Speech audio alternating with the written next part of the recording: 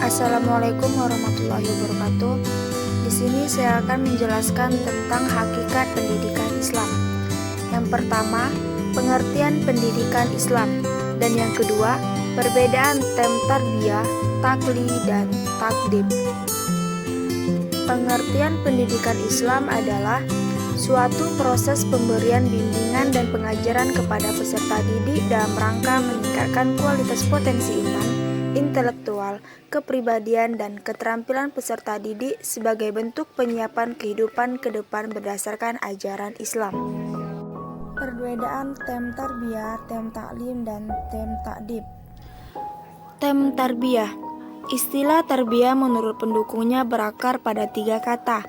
Pertama, kata roba yarbu, yang berarti bertambah dan tumbuh. Kedua, kata robiyu yarba, yang berarti tumbuh dan berkembang. Ketiga, kata roba yarubu, yang berarti memperbaiki, menguasai, memimpin, menjaga, dan memelihara. Kata Arab yang mempunyai akar kata yang sama dengan kata tarbiyah berarti menumbuhkan atau membuat sesuatu menjadi sempurna secara berangsur-angsur. Kedua, tem al-ta'lim adalah proses pembelajaran terus-menerus sejak manusia lahir melalui pengembangan fungsi-fungsi pendengaran.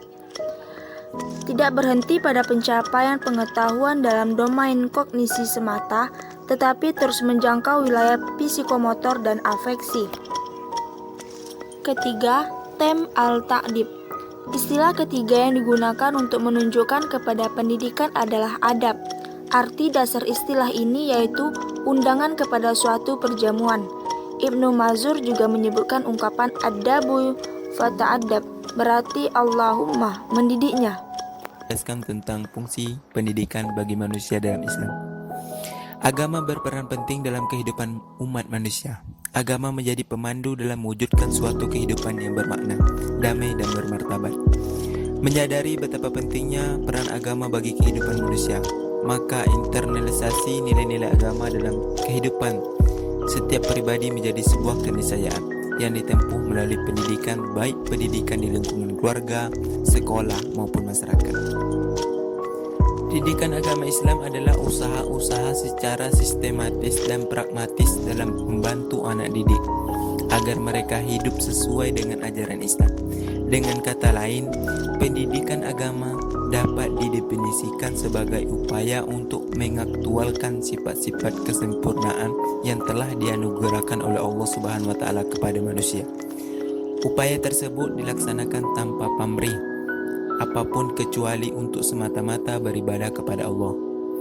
Dari pengertian di atas, pendidikan Islam dimaksudkan untuk meningkatkan potensi spiritual dan membentuk peserta didik agar menjadi manusia yang beriman dan bertakwa kepada Allah dan berakhlak mulia. Akhlak mulia menyangkut etika, budi pekerti, moral sebagai manifestasi dari pendidikan agama Islam. Peningkatan potensi spiritual mencakup pengenalan, pemahaman, dan penanaman nilai-nilai keagamaan, serta pengamalan nilai-nilai tersebut dalam kehidupan individual ataupun kolektif kemasyarakatan.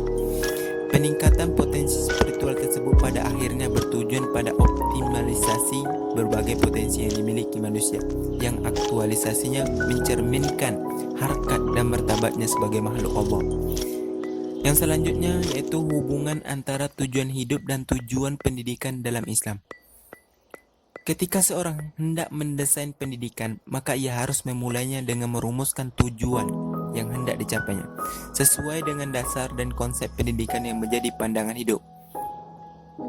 Mendesain itu ia akan merumuskan tujuan pendidikan. Jadi pada dasarnya tujuan pendidikan selalu dipengaruhi oleh pandangan hidup yang mendesain dan mengambil kebijakan pendidikan tersebut.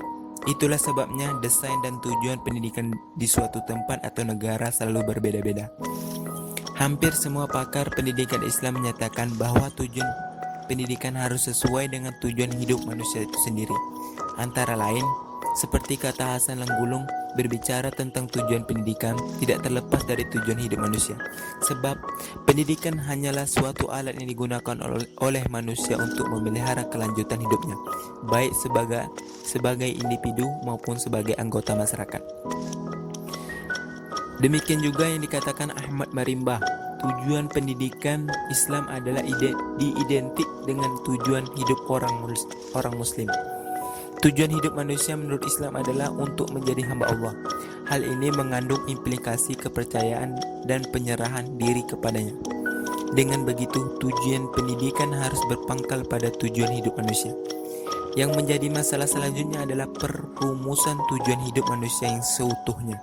Salah satu pendekatan yang dipakai adalah pendekatan religi, yaitu suatu pendekatan untuk menyusun teori-teori pendidikan dengan bersumber dan berlandasan pada ajaran agama.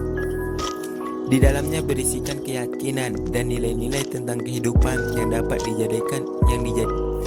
dijadikan sebagai sumber untuk menentukan tujuan, metode, bahkan sampai dengan jenis-jenis pendidikan. Terima kasih, semoga bermanfaat. Assalamualaikum warahmatullahi wabarakatuh.